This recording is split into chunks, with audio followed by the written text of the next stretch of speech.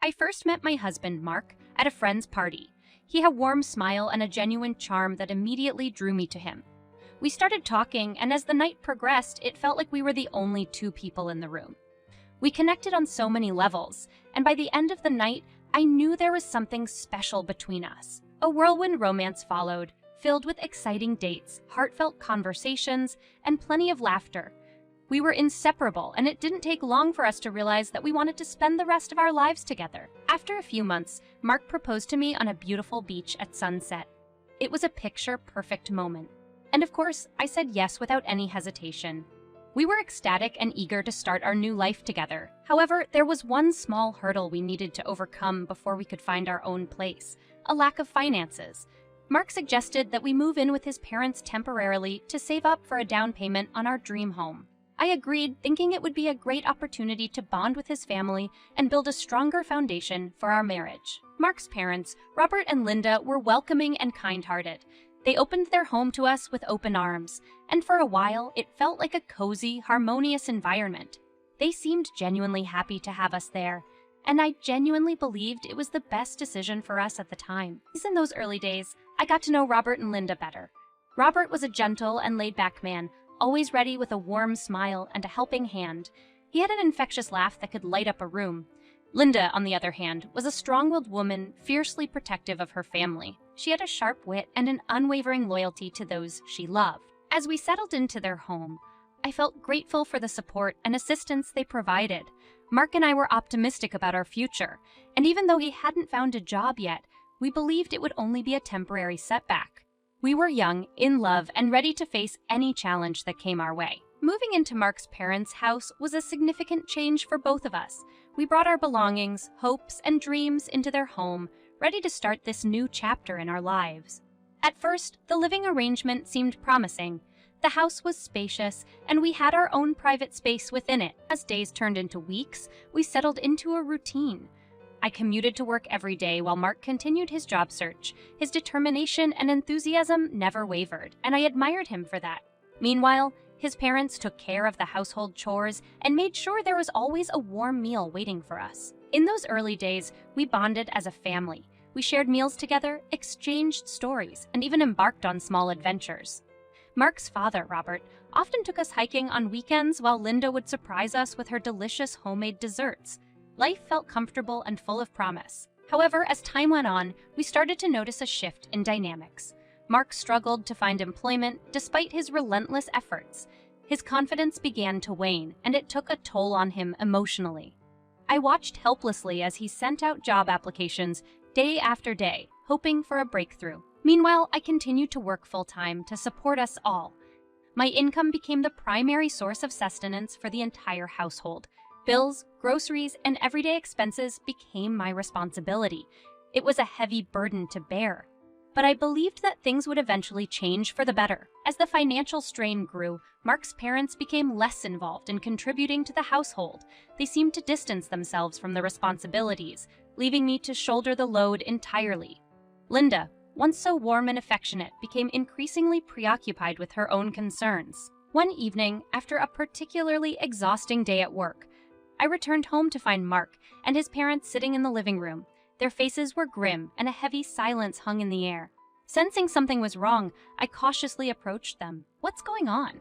I asked, my voice filled with concern. Mark's mother, Linda, sighed deeply before speaking. "Susan, we need to talk," she said, her tone somber. "We've been discussing the financial situation, and we've decided that you need to contribute more. It's becoming a burden for us, too." I was taken aback by her words. I had been giving my all, working tirelessly to provide for everyone. How could they not see the effort I was putting in? "But I've been doing everything I can," I replied, my voice tinged with frustration. "I'm already working long hours and giving my entire paycheck. Robert, Mark's father, interjected with a softer tone. "We understand that, Susan, but we're all struggling. We thought this arrangement would be temporary, but it's taking longer than expected for Mark to find work." Tears welled up in my eyes as I realized the magnitude of the situation. It was clear that the support I had hoped for from Mark's family was slowly slipping away. As days turned into weeks and weeks turned into months, it became increasingly evident that Mark's job search was hitting a dead end. Despite his persistent efforts and countless job applications, he couldn't secure stable employment. It was a harsh reality to face, and it left him feeling defeated and discouraged. Meanwhile, the financial burden continued to weigh heavily on my shoulders. I was the sole breadwinner for our little family, and it felt like an immense responsibility. My hard-earned money became the lifeline that kept us afloat. I paid the bills, put food on the table, and tried my best to meet everyone's needs. Mark's parents, Robert and Linda, were aware of the situation. They initially tried to lend a helping hand, but their contributions became less and less frequent as time went on.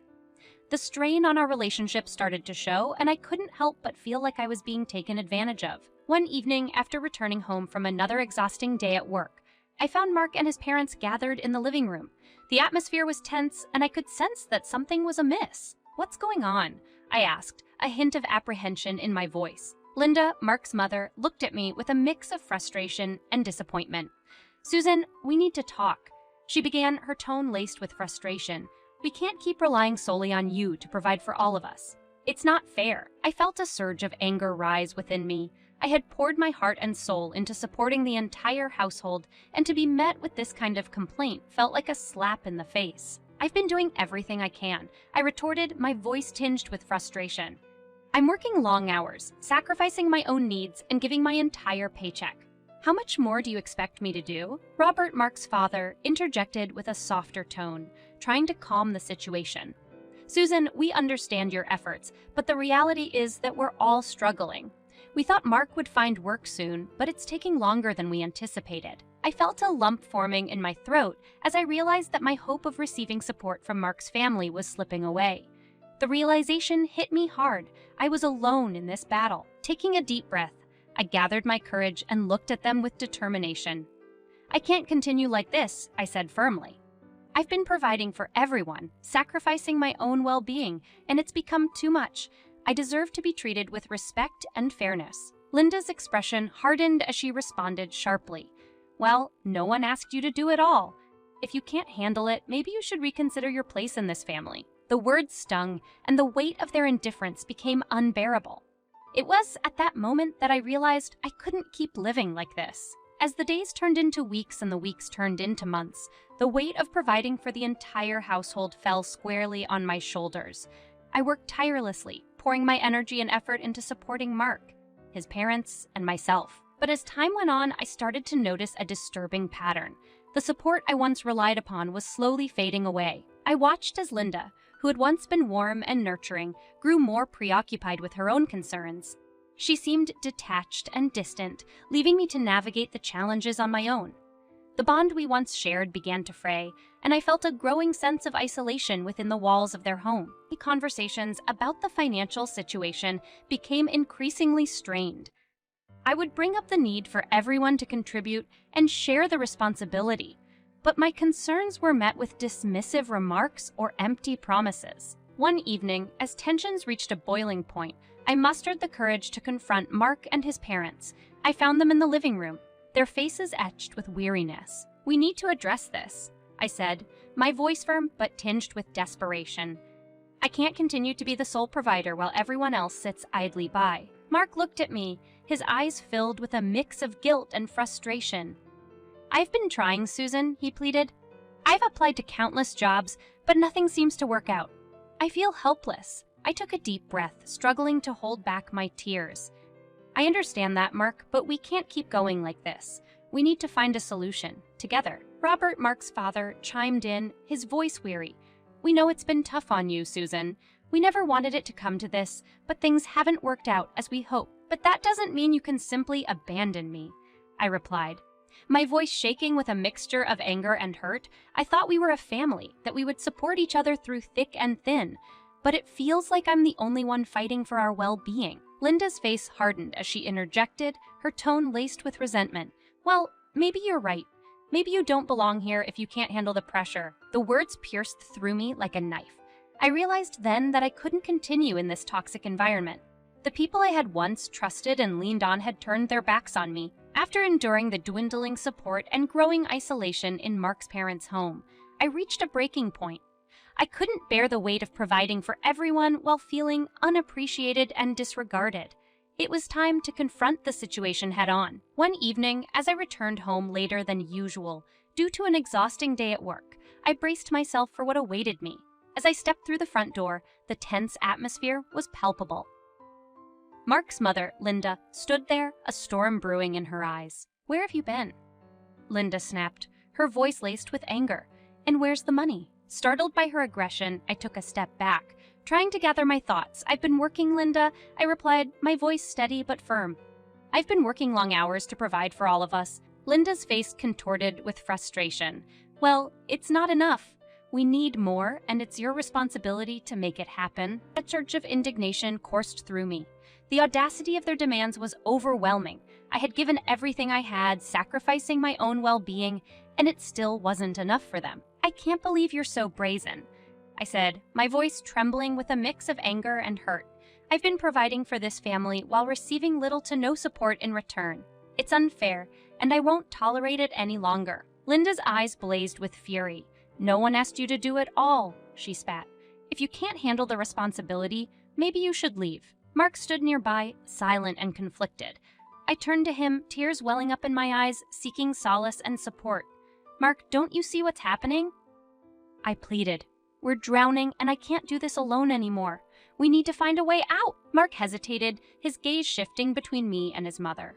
Finally, he spoke, his voice strained. I can't go against my family, Susan. They've always been there for me." The words hit me like a dagger to the heart. In that moment, I realized that Mark had chosen to align himself with his family, even if it meant sacrificing our marriage and the life we had envisioned together. With a heavy heart, I made a decision that would change the trajectory of my life. I packed up my belongings and left the house that had once held promise and love, now tainted by disappointment and broken dreams. It was time to find my own path. Leaving behind the suffocating atmosphere of Mark's parents' house was both liberating and terrifying. I rented a small apartment, a space that would become my sanctuary as I embarked on a new chapter of my life. It was a modest place, but it represented my newfound independence. As I settled into my own space, the weight of the past began to lift. I focused on finding stability and regaining control over my life, determined to break free from the cycle of dependency. I poured my energy into securing a steady job and building a strong financial foundation. Days turned into weeks, and weeks turned into months. The resilience and determination that had guided me through the darkest times fueled my progress. I landed a job that provided stability and allowed me to support myself. It wasn't easy, but I was determined to stand on my own 2 feet. In the midst of rebuilding my life, I also took the necessary steps to legally separate from Mark. Our marriage had become a symbol of broken promises and unfulfilled dreams. With a heavy heart, I filed for divorce, knowing it was the right decision for my own well-being and future happiness. During this period, I focused on self-care and personal growth. I surrounded myself with supportive friends who understood the struggles I had faced and offered unwavering encouragement. Together, we embarked on adventures, explored new hobbies, and shared stories of resilience. Years passed, and I found myself in a place of strength and contentment. My career had flourished, and I had built a life that reflected my values and aspirations.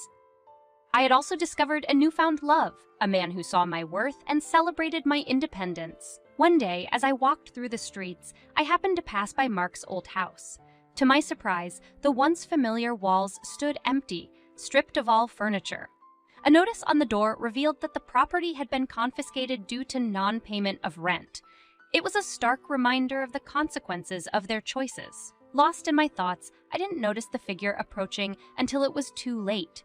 It was Linda, my former mother-in-law. Our eyes met briefly, and I felt a mix of emotions bubbling within me. But I chose to keep silent and continue on my way, knowing that I had forged my own path and found happiness without their presence in my life. With each passing day, I grew stronger and more self-assured. My job had become a stable foundation, allowing me to stand tall and confident in the face of adversity. The divorce from Mark had been finalized, closing the chapter on a tumultuous period of my life. It was time to move on and embrace a future filled with promise and possibility. As I focused on building my own path, I couldn't help but reflect on the lessons I had learned. I had discovered the importance of self-reliance and the value of my own worth. No longer burdened by the expectations of others, I was free to pursue my dreams without compromise. One day, while strolling through a local park, I spotted a familiar face from afar. It was Mark, looking weary and worn. Our eyes met, and for a brief moment, time stood still. "Susan," he called out hesitantly, taking a few steps closer. "Mark," I replied, trying to maintain composure despite the surge of emotions. "I heard you're doing well," he said, his voice tinged with regret. "Yes, I am," I responded, my voice steady. "I found my own path, and I'm content with the life I've built." Mark sighed, his shoulders slumping. "I wish things had turned out differently," he admitted. "As do I replied softly. "But we can't change the past. What matters is how we grow from it." We stood in silence for a moment, both lost in our thoughts. It was a bittersweet encounter, a reminder of the love we once shared and the life that had unraveled before our eyes. "I hope you find happiness too, Mark," I said, mustering a genuine smile. Life has a funny way of giving us second chances. With that, I turned and walked away, feeling a sense of closure. The weight of the past no longer held me down. Instead, it propelled me forward. In the months that followed, I continued to thrive in my career, finding fulfillment in every challenge I tackled. And then, when I least expected it, love found me again. I met Richard, a kind and understanding man who saw the strength within me and cherished it. Our love blossomed, and we embarked on a journey together, supporting each other's dreams and aspirations. We built a life together based on trust, love, and mutual respect. Richard became my partner in every sense of the word, and with him by my side, I felt like I could conquer the world. As time passed, I occasionally crossed paths with Mark's family, but I no longer harbored any resentment. I had forgiven them and myself, recognizing that we were all products of our choices and circumstances.